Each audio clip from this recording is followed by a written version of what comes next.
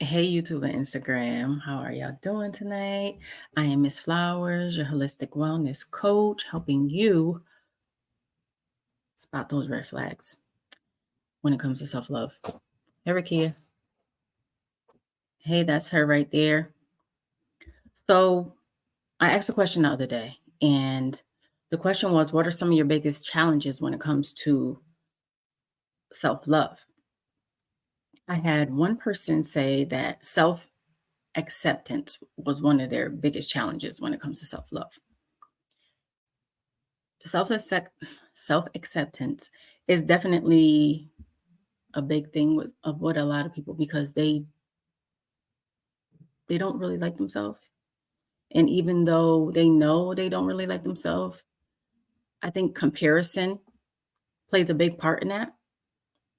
Comparing yourself to other people, what they have, what you might not have, and they got that saying, comparison is the thief of joy. So I think a lot of times, sometimes it's being compared to other people. And then sometimes it may start in their childhood, being compared to a sibling. You might have a sibling that's, the honor student, straight A's, and that student is getting the best grades according to society. And that child is, you never have any problems with that child. You don't have to really say too much about that child. And then you have another child, and then you say, well, why can't you just be like your sister? Why can't you just be like your brother? Because they're comparing them to their other child because they want them to be more like them, when in reality, we're all people. Nobody's just like, even twins. Twins aren't even just alike. So it's like, why are you comparing these two people, even though they may have came from the same people? Why are you comparing them and making them not love themselves? So when it comes to self-acceptance, it can also be cultural and societal norms. You got to look this way, your nose got to look this way. You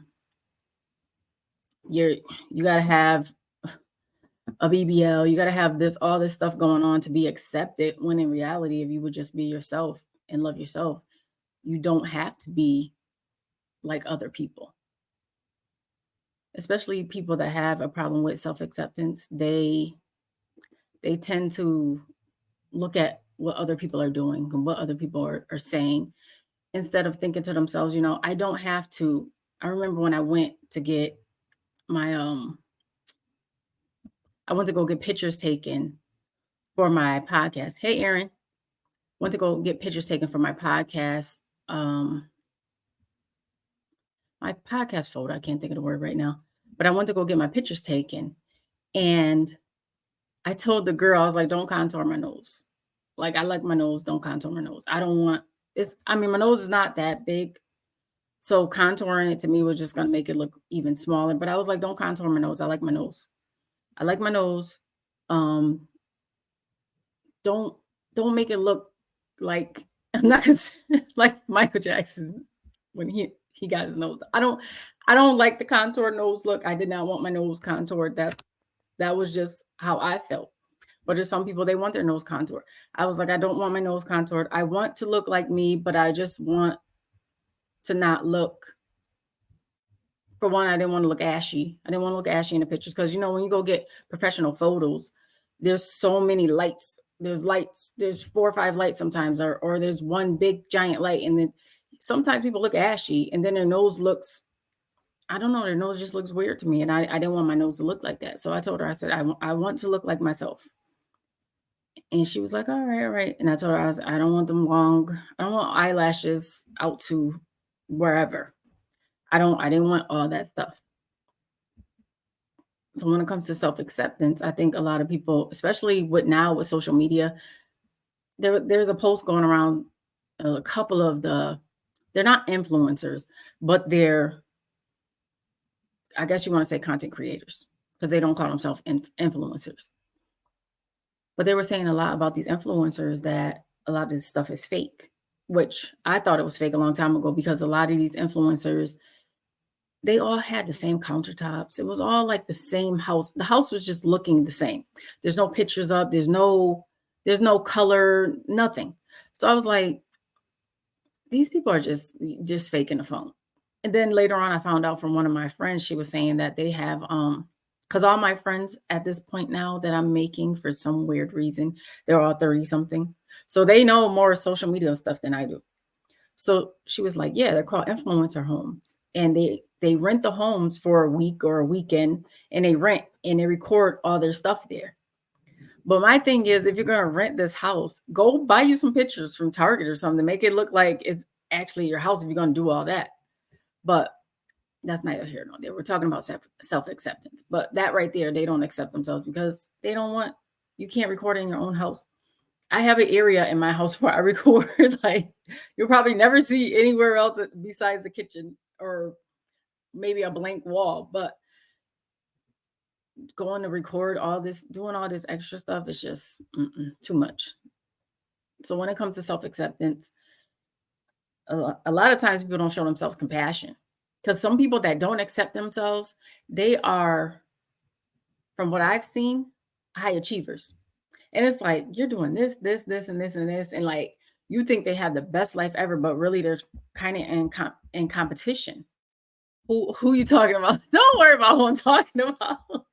They're kind of in competition when in reality you don't have to be in competition with anyone but yourself. So when it comes down to self-acceptance, I say to people, give yourself some compassion. Give yourself some compassion. Take a deep breath, sit down somewhere and stop feeling like you got to be accepted by everyone because you don't. And that's okay. But as long as you accept yourself and who you are and what you're becoming and the things that you're trying to do within your life, that's fine.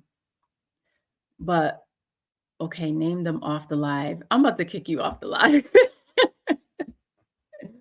But when it comes to self-acceptance, I think a lot of times you need to give yourself a little bit more compassion. That compassion that you give to other people, you need to give to yourself. So you could stop feeling like you're not enough because you are.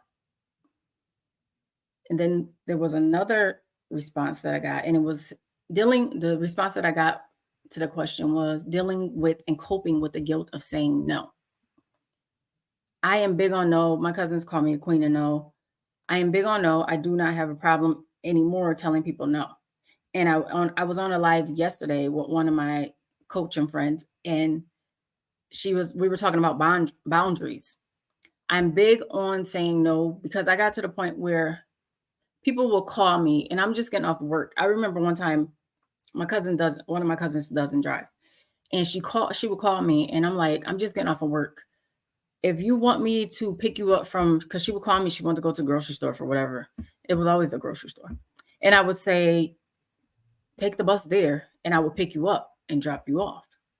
But I wasn't getting off of work, picking her up, then waiting for her at the grocery store. And then, no. And then even with my own mother, who I love dearly, I love my mother. Like, you love your parents. You want to help them. You want to do things for them because especially if you got good parents. I mean, some people do stuff for bad parents, but that's neither here nor there. But my mother wanted to go to Walmart every day. Every day she found something that she wanted to get at Walmart, or she forgot about something, but she needed to go to Walmart every single day. And finally, I said to her, we're not going to Walmart every day. Now, mind you, I would take her to Walmart every day. She had church Mondays and Fridays and Sunday. I would take her to church those days. And then after church on Sunday, she would go to Walmart again. And I was like, go to Walmart every day. Only day she was probably not going to Walmart was on Saturday. And I was like, I'm not taking you to Walmart every day. Whatever you need to get it on Sunday. And she was like, what do you mean? I'm like, we're not going to Walmart anymore. Them boundaries have to be respected. It's always no for me. And maybe I'll change my mind to a yes after thinking about it. I don't know. It depends on what it is. It depends on what it is. Because sometimes, like my cousins call me the queen of no, my no is firm. Especially when it comes down to, I just got off of work. I got kids of my own. I have certain things that I'm doing. And then for you to disrupt that, but even me still trying to help you, like, okay, you take the bus there, I'll go pick you up. And then still being like, oh, never mind. Like, I'm trying to help you, but I'm trying. But it's only so much one person can do. So my mother was trying to go to Walmart every day. I finally told her, I was like, listen, you're gonna go to Walmart on Sunday, you're gonna get everything you need on Sunday for the week. Whatever you need from Walmart for the week. Hi, Joanna, for the week. And she was like, she didn't believe me. So when that Monday or whatever day came around after the Sunday that I took her to Walmart, she was like, yeah, oh, I need to go get some to Walmart. Like she would just random things. She needs hangers. I'm like, I'm not taking you to Walmart to get hangers. And she really thought I was joking. And she kind of started laughing and was like, no, I'm not taking you to Walmart to get hangers. And we can get them on Sunday. And then after that, she would tell people, my daughter tells me no. And I'm like, we don't have to go to Walmart every day. But I mean, I miss it now. But yeah, she wanted to go to Walmart every day. And she would tell people, like, yeah, my daughter tells me no. So don't get offended if she tells you no. Because she was my mother, I was telling her no. So once you get to the point of not feeling guilty about it, because people pleasers want to please everybody, but they don't really take care of themselves. Once you get to the point where you're okay with telling people no, you're not going to care. You're not going to care what they think, because at the end of the day, they're still going to come back later on and ask you for something a couple of weeks later, or a couple of days later. They're still going to ask you, but it's going to be a lot easier to say no, especially when you start taking care of yourself. Because a lot of times when my mother was asking me for certain things, I should have been home at least eating, or at least getting rest, because I worked with autistic children and I had maybe 8 or 9, I don't know, it was so many of them that were just runners, and we were just running after them all day.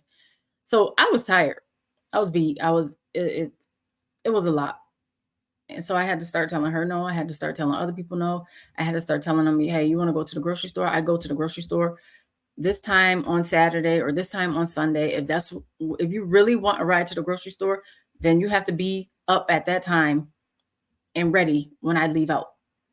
And people didn't want to do that. So when it comes to telling people no, a lot of times you may not think that you're helping them, but a lot of times when you tell people no, sometimes you're helping them. There was a situation where I told somebody no, and I was like 10 toes down, no, just not going to do it. And the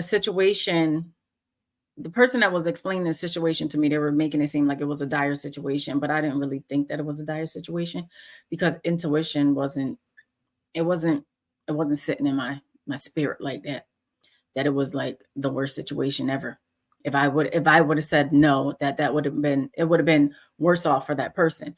And I was like, no, because I knew it would have caused a disruption in my household. And as far as my household, the only issues that we have are, I live with a bunch of girls. I have daughters. I have daughter problems. But other than that, there's not too much chaos in my house. There's not too much toxic behavior going on in my house. So I said no, 10 toes down, like, no, this is mm-mm. And then that made the person do whatever they needed to do to get right. And they got right in about 2 weeks. So me saying no really helped them get themselves together. Because if I didn't say no, then that would have been causing disruption in my family. That would have been causing drama or whatever. But you got to think about the end. How is this going to play out when you don't say no? Sometimes you have to think ahead, because you get some people, they'd be like, oh, can I borrow your car? But you know that they crashed every car that they've ever had. And then you let them borrow your car. They crash your car. And now you got to eat that, because, they've been crashing all their cars. So why would you continue to let them use yours? So saying no is, yeah, we don't want to hurt people's feelings, but at the same time, sometimes what you need is more important than being a people pleaser. So when you're thinking about self-acceptance, you got to think about not comparing yourself to other people, not thinking about the stuff that other people have said to you when they're comparing you to other people, and give yourself some compassion. When it comes to saying no, make sure your no is firm, 10 toes down, stand on it. They will figure it out. Trust me. Don't feel bad. Just say no to somebody once a day. You'll work your way up saying no. And when people ask you for things, you got to think about the end result. What is that end result going to be? If they ask me for $100 and they don't pay any of their bills, and I know I need my $100 back, do you think you're getting $100 back? You got to really think about this stuff before you say yes. And I'll talk to you guys later.